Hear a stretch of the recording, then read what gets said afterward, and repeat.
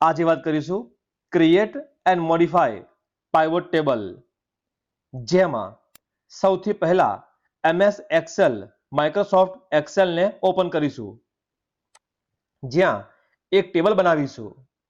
તે ટેબલના કોલમમાં સૌથી પહેલા કસ્ટમર નેમ, બીજામાં આઇટમ, ત્રીજું કોલમ ક્વોન્ટિટી, ચોથામાં રેટ અને પાંચમામાં અમાઉન્ટ. તો આ 5 કોલમના હેડિંગ દ્વારા એક ટેબલને તૈયાર કરીશું, સામાન્ય ફેરફાર કરીશું, તેમજ મોડિફિકેશન જેની જરૂરિયાત હોય તે આપણે કરીશું, જે હાલ તમે સ્ક્રીનમાં જોઈ શકો છો. આ સિવાય હેડિંગમાં થોડો ફેરફાર અને ફાઇલને સેવ કરીશું. નામ કંઈ પણ આપી શકો છો, ડેમો અંડરસ્કોર પાઇવોટ ટેબલ. ત્યાર પછી કસ્ટમર નેમ, જ્યાં રેન્ડમલી નામ આપશો. અહીંયા કોઈ પણ નામ આપી શકાય છે.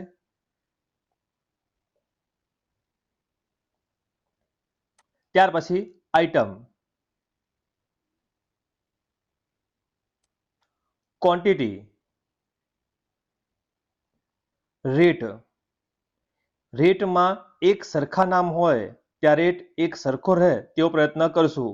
જેમ કે રેમ કોઈ પણ જગ્યા આવે, ઉપર નીચે કે શરૂઆતમાં, ત્યાં પ્રાઇસ એક જ રહેવી જોઈએ. અને અમાઉન્ટ જે કેલ્ક્યુલેશન છે, જ્યાં ઇક્વલ ટુ આપીને ક્વોન્ટિટી ઇન્ટુ રેટ અને તેને ડ્રેગ કરીશું. ડ્રેગ કરીને તમામની વેલ્યુ આ પ્રકારે ફિલ કરીશું. અહીંયા થોડા ફેરફાર માટે રાઇટ ક્લિક કરશું, ફોર્મેટ સેલ, નંબર ત્યાં આપીશું 2 ડિજિટ, ઓકે. સિમ્બોલમાં ફેરફાર છે, ફરીથી ફોર્મેટ સેલ, સિમ્બોલમાં આપીશું નન.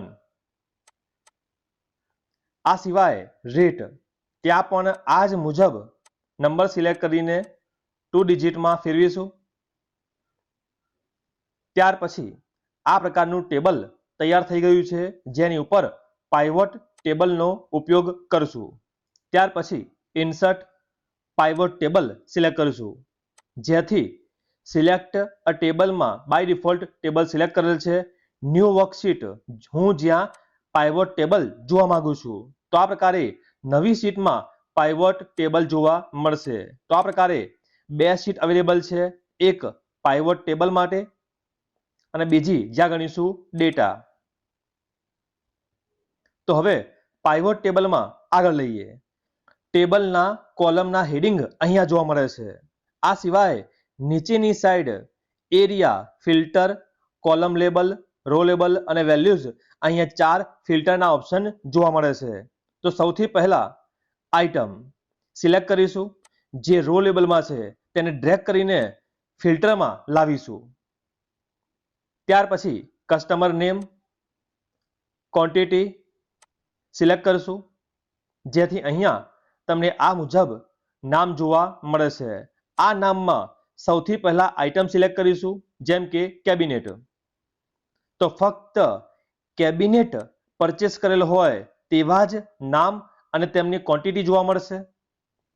કીબોર્ડ, 2 વ્યક્તિઓએ કીબોર્ડ આટલી ક્વોન્ટિટીમાં પરચેસ કરેલ છે. આ સિવાય LCD, તો LCD આટલા વ્યક્તિએ આટલી ક્વોન્ટિટીમાં પરચેસ કરેલ છે, જેનું ગ્રાન્ડ ટોટલ પણ નીચે જોવા મળે છે.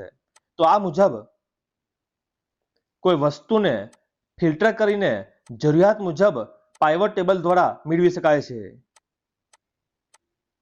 આ સિવાય જો જરૂરિયાત હોય તો અન્ય કોલમ પણ એડ કરી શકાય, જેમ કે રેટ. તો આ મુજબ પાછળ ટોટલ અને અમાઉન્ટ બંને અહીંયા જોવા મળે છે. તો ત્યાર પછી સિલેક્ટ કરીશું કીબોર્ડ.